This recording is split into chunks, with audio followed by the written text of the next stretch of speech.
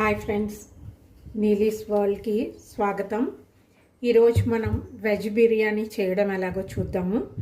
చాలా ఈజీగా ఫాస్ట్గా అయిపోయి వెజ్ బిర్యానీకి ముందుగా మనం నేను 2 కప్స్ బిర్యానీ రైస్ తీసుకుంటున్నాను.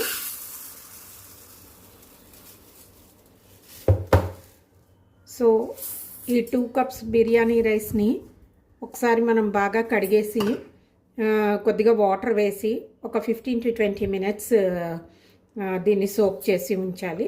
సో ఆ ప్రొసీజర్ చేసేద్దాము. సో చూస్తున్నారు కదా ఫ్రెండ్స్, నేను ఇది కడిగేసి ఇది సోక్ చేయడానికి వాటర్ వేసి ఉంచేసాను. అయితే ఇది కడిగినప్పుడు మనం దీన్ని గట్టిగా ప్రెషర్ ఇచ్చి పిసికినట్టుగా కడగకూడదు. బియ్యాన్ని చాలా జెంటిల్గా హ్యాండ్స్ తోటి ఇలాగ రొటేట్ చేస్తూ కడగాల్సి ఉంటుంది. సో లేకపోతే బియ్యం విరిగిపోతుంది. అదొకటి గుర్తుపెట్టుకోండి. సో ఇది మనం ఒక 15 మినిట్స్ కోసం అన్నట్టు దీన్ని సోక్ చేసి వదిలేద్దాము. ఇప్పుడు నెక్స్ట్ మనం కూరలు కావాల్సినవన్నీ కట్ చేసి ఉంచేసుకుందాము. సో చూస్తున్నారు కదా ఫ్రెండ్స్, ఇక్కడ నేను మొత్తం వెజిటబుల్స్ అన్నీ కట్ చేసాను. Beans, sweet corn, potato, green peas, cauliflower, carrot, ఇంకా కొత్తిమీర, పుదీనా, టమాటా, ఒక 2 పచ్చిమిర్చి, ఇవి స్లైస్ చేసిన ఆనియన్స్, ఇవి మనకి కావాల్సి ఉంటుంది. ఇప్పుడు మనకి ఆల్రెడీ ఒక 20 మినిట్స్ అయిపోయింది. మనది సోక్ చేసిన బియ్యం కూడా నానిపోయి ఉంటుంది. సో ఇప్పుడు మనం ఏం చేయాలి అంటే బాయిలింగ్ వాటర్ పెట్టాలి. సో ఆల్రెడీ నేను ఇక్కడ స్టవ్ మీద వాటర్ పెట్టేశాను. ఇప్పుడు ఇందులో మనం కొన్ని హోల్ మసాలాలు వేయాల్సి ఉంటుంది. అవి వేసేద్దాము. దీంట్లో ముందుగా ఒక దాల్చిని, అలాగే 2 తేజ్పత్తా, ఒక జాపత్రి, ఒక స్టార్, అలాగే ఒక 5-6 లవంగాలు, 6 వరకు ఇలాచి. దీంట్లో మనం కొద్దిగా సాల్ట్, కొద్దిగా ఆయిల్ వేసి ఇవి బాయిల్ అయినంత వరకు ఉంచుతాము. సో బాగా బాయిల్ అవ్వడం వల్ల ఈ మసాలాల తాలూకా ఫ్లేవర్ అంతా దీంట్లోకి వెళ్తుంది. సో ఇది బాయిల్ అవ్వడానికి ఉంచుదాము. దీని మీద ఒక మూత పెట్టేసి ఉంచితే ఇది బాగా బాయిల్ అవుతుంది. సో అది బాయిల్ అయ్యే లోపుని మనం నెక్స్ట్ ప్రొసీజర్లోకి వెళ్ళిపోదాము. సో ఇక్కడ నేను ఒక కడాయి పెట్టాను. ఇందులో ముందుగా మనం కొద్దిగా ఆయిల్ వేద్దాము. ఆయిల్ వేసిన తర్వాత దీంట్లో ఒక దాల్చిన చెక్క, అలాగే ఒక 4 లవంగాలు, ఇంకొక 4 ఇలాచి, అలాగే ఒక 1 స్పూన్ షాజీరా. ఇవి కొద్దిగా వేగిన తర్వాత ఇందులో ఉల్లిపాయలు కట్ చేసి పెట్టుకున్నాం కదా, ఈ ఉల్లిపాయలు వేసేయాలి.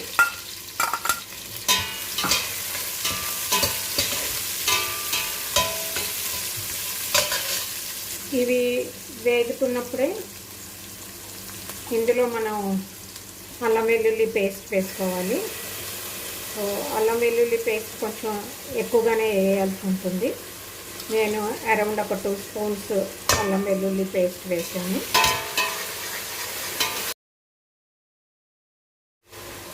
అలాగే ఇప్పుడు ఇందులో ఒక 2 పచ్చిమిరపకాయల్ని మనం ముక్కల కింద చేసి వేసుకోవాలి. అల్లం వెల్లుల్లి కొద్దిగా వేగనిద్దాము. మన ఆనియన్స్ అక్కడ వేగుతున్నాయి కదా, ఇక్కడ మనకి వాటర్ బాయిల్ అయిందేమో చూద్దాము. చూస్తున్నారు కదా, మన వాటర్ అంతా బాగా బాయిల్ అయింది. సో ఈ స్టేజ్లో దీంట్లో మనము నానపెట్టి ఉంచుకుని బియ్యం ఉన్నది కదా, దీన్ని వాటర్ అంతా తీసేసి దీన్ని వేసేద్దాము.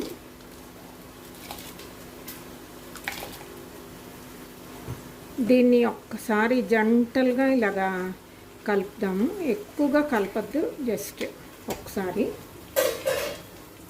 అలాగే ఇప్పుడు ఇందులో మనం కొద్దిగా పుదీనా, జస్ట్ ఫ్లేవర్ కోసం కొద్దిగా పుదీనా వేసేద్దాము. వేసేసి దీన్ని ఉడకనిద్దాము. మనకి రైస్ అన్నది ఒక 80% ఉడికి వరకు మనం దీన్ని బాయిల్ చేద్దాము. సో ఇక్కడ చూస్తున్నారు కదా, ఆల్మోస్ట్ మన మన ఉల్లిపాయలు వేగిపోయాయి. సో ఈ స్టేజ్లో మనం దీంట్లో టమాటాలు వేద్దాము. ఇది అరౌండ్ ఒక మీడియం సైజువి 2 టమాటాలు.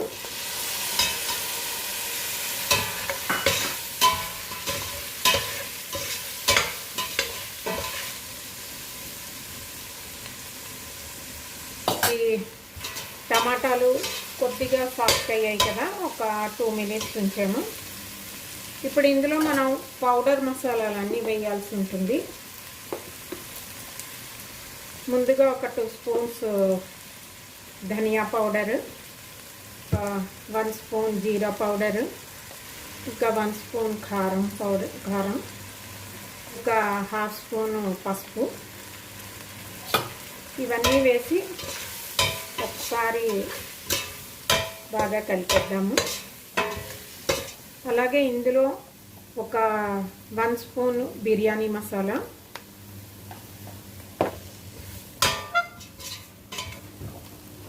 ఇప్పుడు ఇందులో ఒక 2 స్పూన్స్ పెరుగు వేద్దాము.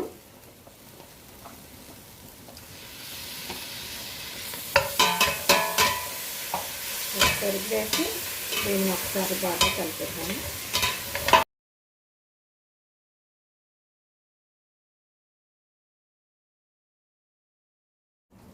ఇప్పుడు ఇందులో మనం తరిగి పెట్టుకున్న కూరలు ఉన్నాయి కదా, అవన్నీ కూడా ఒక్కొక్కటిగా వేసేద్దాము. బంగాళదుంపలు, క్యారెట్లు, క్యాలీఫ్లవర్, బీన్స్, గ్రీన్ పీస్, అలాగే కార్న్.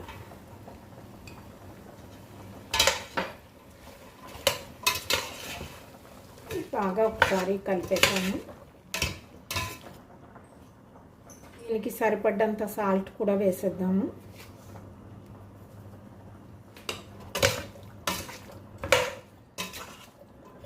సో దీన్ని కొద్దిగా కుక్ అవనిద్దాము. దీని మీద మూత పెట్టి కొద్దిగా కుక్ అవనిద్దాము. ఇందులో కొద్దిగా కొత్తిమీర కూడా వేద్దాము.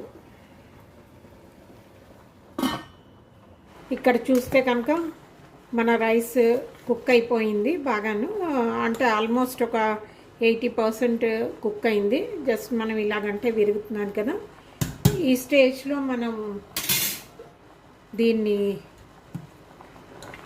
రైస్ని వడకట్టేసి తీసేద్దాము.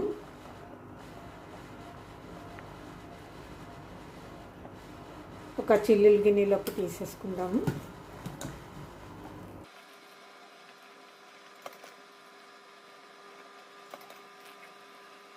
ఇక్కడ మొత్తం అంతా మనం వడకట్టేసాం కదా, ఇప్పుడు ఇందులో మనం కొద్దిగా నెయ్యి వేద్దాము.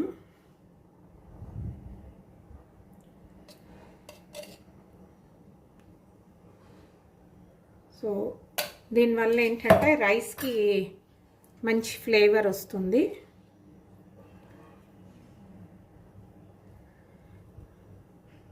ఇందులో ఉన్న ఈ హోల్ మసాలాలన్నీ తీయాల్సిన అవసరం లేదు. ఒకవేళ మనకి నచ్చదు అనుకుంటే తీసేసుకోవచ్చు. ఇక్కడ మన ఈ వెజిటబుల్స్ అన్నీ ఎంతవరకు కుక్ అయ్యాయో చూద్దాము.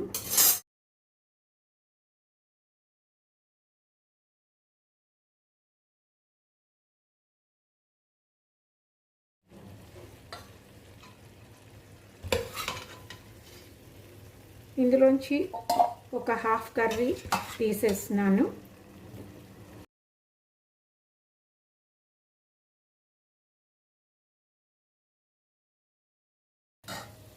ఇప్పుడు దీని మీద మనము రైస్ వేయాల్సి ఉంటుంది. సో లేయర్స్ కింద చేద్దాము. కిందని ఒక లేయర్లోని ఈ కర్రీ ఉంది కదా, ఇప్పుడు దీని మీద మనం రైస్ వేద్దాము.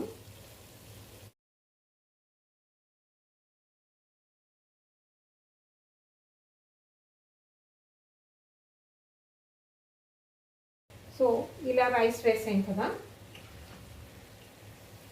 ఇప్పుడు దీని మీద కొద్దిగా పుదీనా, కొత్తిమీర, ఈ ఫ్రైడ్ ఆనియన్స్. యాక్చువల్గా ఈ ఫ్రైడ్ ఆనియన్స్ నేను చేసి ఫ్రిడ్జ్లో ఉంచుకుంటాను. సో ఇది మనకి ఒక 1 month వరకు కూడా పాడవు ఫ్రిడ్జ్లో పెట్టుకుంటే. కొద్దిగా ఫ్రైడ్ ఆనియన్స్, అలాగే ఇది కేసర్ కలిపిన మిల్క్, ఇది కొద్దిగా వేయాలి.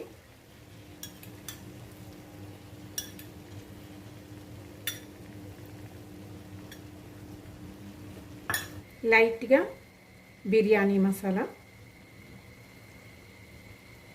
ఇలా వేసిన తర్వాత ఈ కర్రీని వేసేయాలి.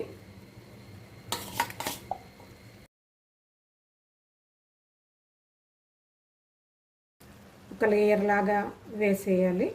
అలాగే మిగిలిన రైస్ ఉంది కదా, దీన్ని వేసేద్దాము.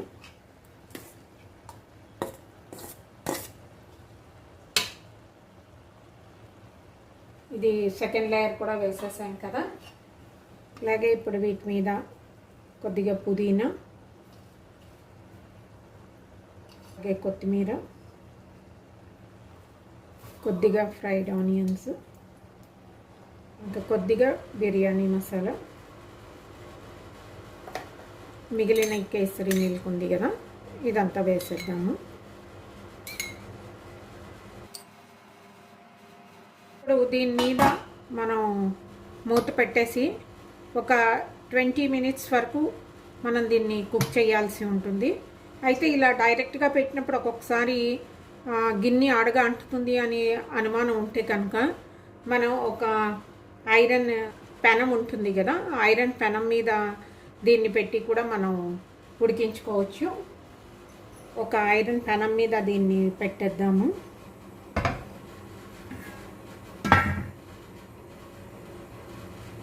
ఇలాగా ఐరన్ పెనం పెట్టి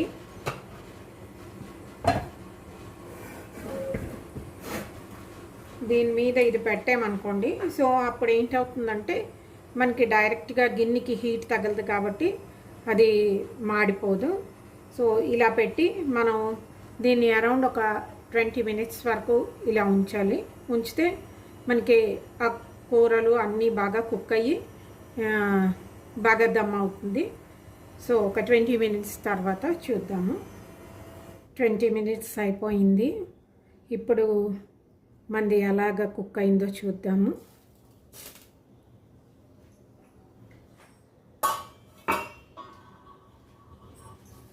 పర్ఫెక్ట్గా కుక్ అయిపోయింది.